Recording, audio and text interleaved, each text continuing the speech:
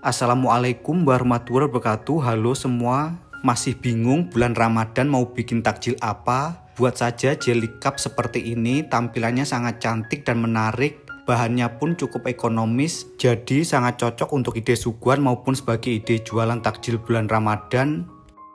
Langsung saja mari kita membuat. Untuk langkah yang pertama, siapkan 1 saset Nutrijel rasa jeruk kemasan ekonomis. Kemudian masukkan ke dalam sospen atau panci. Setelah itu tambahkan 100 gram gula pasir. Kemudian tuangkan 400 ml air mineral atau air putih. Supaya warnanya cantik, tambahkan dengan secukupnya pewarna orange. Kemudian ini kita aduk campur hingga rata hingga gula pasir larut. Setelah gula pasir larut, kemudian masak sampai mendidih. Gunakan api sedang saat memasak supaya tidak mudah cepat gosong. Nah, setelah mendidih, matikan api kompor, kemudian tambahkan fruity acid, lalu aduk kembali, campur hingga rata. Setelah itu, tuangkan ke cetakan jelly bola-bola. Tuangkan hingga penuh seperti ini. Kemudian kita tutup cetakannya, lalu kita diamkan, tunggu hingga set dan mengeras.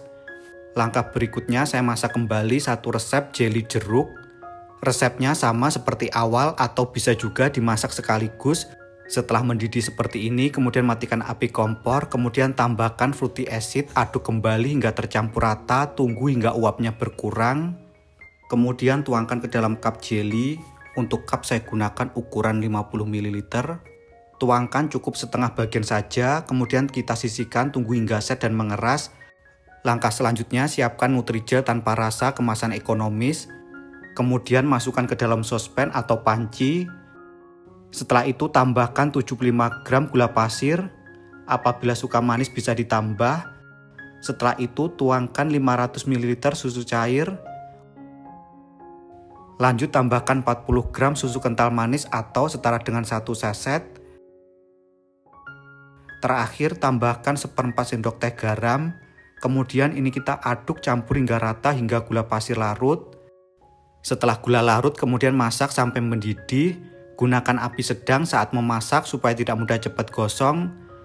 Setelah jelly mendidih, kemudian matikan api kompor. Lanjut ini kita aduk sesaat, tunggu hingga uapnya berkurang atau hilang. Nah, sampai seperti ini. Setelah uapnya hilang, kemudian kita tuangkan ke dalam cetakan.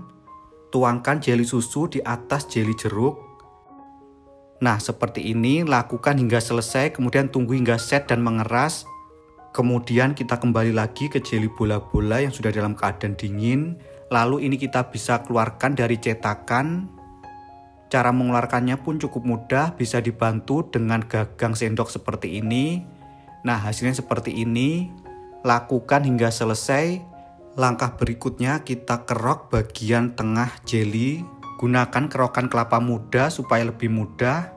Ini sebagai tempat untuk jelly bola-bola. Hasilnya seperti ini, lakukan hal yang sama hingga selesai. Setelah itu tambahkan jelly bola-bola di atasnya seperti ini. Nah, hasilnya seperti ini. Supaya tidak bergeser, siram pinggirannya dengan sisa jelly susu. Apabila jelly susu sudah mengeras, bisa dipanaskan kembali hingga mencair. Untuk yang terakhir, tambahkan daun teh-tehan seperti ini. Untuk daun teh-tehannya seperti ini kita potong menjadi lebih kecil. Lalu tusukkan ke jelly bola-bola seperti ini. Lakukan hal yang sama hingga selesai.